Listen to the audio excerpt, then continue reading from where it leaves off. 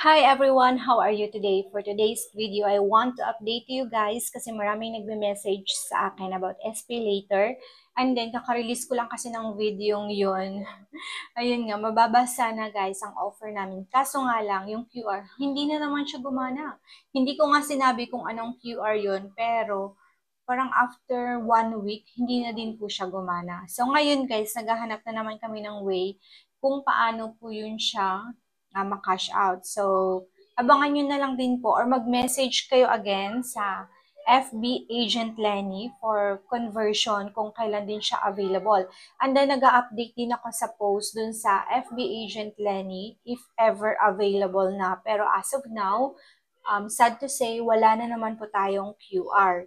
Ayan guys, thank you din pala sa mga nagme-message, nagtatrust talaga sa amin sa Agent Lenny for their cash conversion. So ngayon, ang cash conversion muna natin is GGives, yung home credit kwarta. Yan, napapa-cash out ko yun siya gamit yung mga QR namin.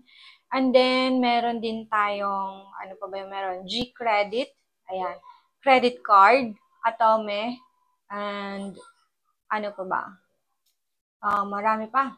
So, ayun, basta mag-message na lang po kayo doon sa Agent Lenny para sa other cash out conversion. So, sorry again kung late ko na kayo na update na sabi nila, napanood ko po kayo sa video kaya nag-message po ako. Akala ko okay na yung QR nyo, which is hindi pa guys. Kasi di ba ang dami nang i-scam ngayon.